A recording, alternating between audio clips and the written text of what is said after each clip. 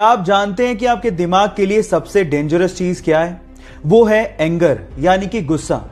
गुस्सा आपके दिमाग के लिए पॉइजन के जैसे काम करता है। जब आपको गुस्सा आता है तो वो आपके डिसीजन मेकिंग पार्ट को बंद कर देता है, यानी कि आपकी सोचने की शक्ति खत्म हो जाती है। एक स्टडी के अनुसार जो ज्यादा गुस्सा करता है उसे हार्ट अटैक आने की संभावना भी ज्यादा होती है। अब इसको कंट्रोल करने के लिए क्या करें, मैं आपको बताता हूं। उसके लिए आप 1 to 10 काउंटिंग रूल को फॉलो कर सकते हैं। जब आपको गुस्सा आए तो आप मन में 1 से लेकर 10 तक की गिनती काउंट करें। आप देखिएगा कि 10 तक गिनते गिनते आपका एंगर यानी कि गुस्सा कम हो जाएगा और उसके बाद आप दिमाग से काम ले पाओगे। इसके बारे में आपका क्या ख्याल है, चैट सेक्शन में लिखना मत भूलिएगा। गाइज, मान लीजिए कि आप किसी फॉरेस्ट या फिर किसी ऐसी जगह पे फंस गए जहां पर बहता हुआ पानी तो है लेकिन वो बहुत गंदा है, जिसे आप पी नहीं सकते, और आपको बहुत प्यास लगी है, तो आप क्या करोगे? तो चलिए मैं आप लोगों को आज एक लाइफ सेविंग टूल के बारे में बताता हूं। एक कंपनी है जिसका नाम है लाइफ स्ट्रो। ये ऐसी स्ट्रो बनाती है जिसको आप जैसे ही गंदे पानी में डालेंगे और पानी को सक करेंगे तो वो पानी को पूरी तरह से प्यूरिफाई कर देगा। कंपनी का तो ये भी दावा है कि वो पूरी तरह से जर्म्स और बैक्टीरिया को किल कर देता है।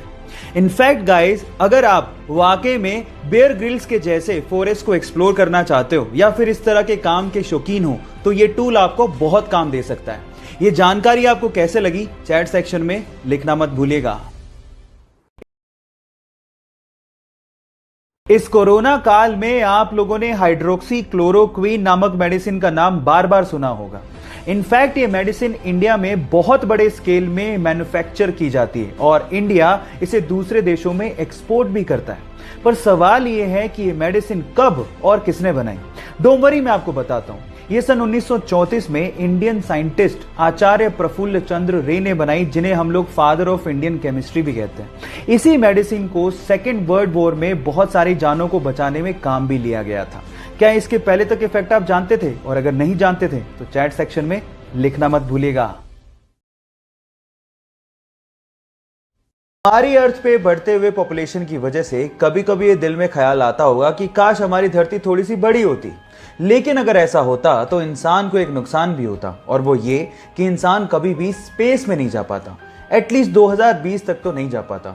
उसके पीछे का रीजन क्या है? तो रीजन ये है कि किसी भी स्पेस क्राफ्ट को अर्थ के ग्रेविटेशन से बाहर निकलने के लिए अर्थ की एस्केप वेलोसिटी को क्रॉस करना होता है, जिसकी वैल्यू है 11.19 किलोमीटर पर सेकेंड। लेकिन अर्थ बड़ी होती तो उसका ग्रेविटेशन ज्यादा होता और उसकी एस्केप वेलोसिटी भी ज्यादा होती, और इतनी टेक्नोलॉजी हमारे पास एडवांस है ही नहीं जिससे हम उस एस्केप वेलोसिटी को क्रॉस कर पाते हैं। तो ये इंटरेस्टिंग फैक्ट जो आपने अभी सुना, उसको सुन के आपको कैसा लगा और ये जानकारी आपको कैसी लगी, चैट सेक्शन में लिखना मत भूलिएगा। गाइस, ये घटना है दिल्ली के इसी लॉकडाउन के पीरियड की, जब एक ठेले वाला अपने ठेले पे फ्रूट्स बेच रहा था, लेकिन थोड़ी देर के लिए उसे किसी काम के लिए ठेले को छोड़ के जाना पड़ा।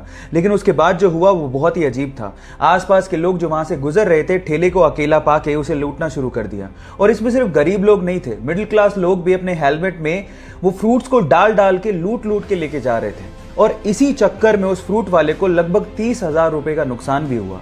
लेकिन किसी बंदे ने इस लूटने की घटना को कैमरे में कैद कर लिया और उसे इंटरनेट पे डाल दिया। लेकिन जैसे ही इंटरनेट पे डाला गया, लोगों को बहुत दुख हुआ और लोगों ने ये ठानी कि इस ठेले वाले की हेल्प की जाए। और उसके बाद ऑनलाइन कंट्रीब्यूशन किया गया और लगभग 8 लाख रुपए, जी हाँ आप ठीक सुन रहे हैं, लगभग 8 लाख रुपए का ऑनलाइन कंट्रीब्यूशन करके उस ठेले वाले को दिया गया। अब ये थी इसमें पॉजिटिव न्यूज। आपको ये घटना सुन के कैसा लगा, चैट सेक्शन में लिखना मत भूलिएगा। प्राचीन भारत के 2 ऐसे फैक्ट जिसे जानने के बाद आपको भी प्राउड फील होगा। नंबर 1, प्राचीन भारत में जब लोग मेडिटेशन किया करते थे तो उसे लोग ध्यान कहा करते थे। जब ये प्रैक्टिस भारत से चाइना गई, जी हाँ गाइस, ध्यान की प्रैक्टिस भारत से ही चाइना गई थी, तब चाइनीज लोग उसे चैंग के नाम से पुकारने लगे। लेकिन जैसे ये प्रैक्टिस चाइना से जापान की तरफ गई तो जापानीज लोग इसे जेन के नाम से पुकारने लगे। है ना ये इंटरेस्टिंग फैक्ट। फैक्ट नंबर 2, आपने बचपन से ही रामायण के बारे में सुना है, लेकिन क्या आप इसका मतलब जानते हैं? डोंट वरी, वो भी मैं आपको बताता हूं। रामायण में राम तो भगवान राम है, लेकिन यन का मतलब होता है यात्रा या सफर या जीवनी। तो इसमें भगवान राम की जीवन की यात्रा को बताया गया है, इसीलिए इसे रामायण के नाम से जाना जाता है। ये दोनों इंटरेस्टिंग फैक्ट जान के आपको कैसा लगा, चैट सेक्शन में लिखना मत भूलिएगा।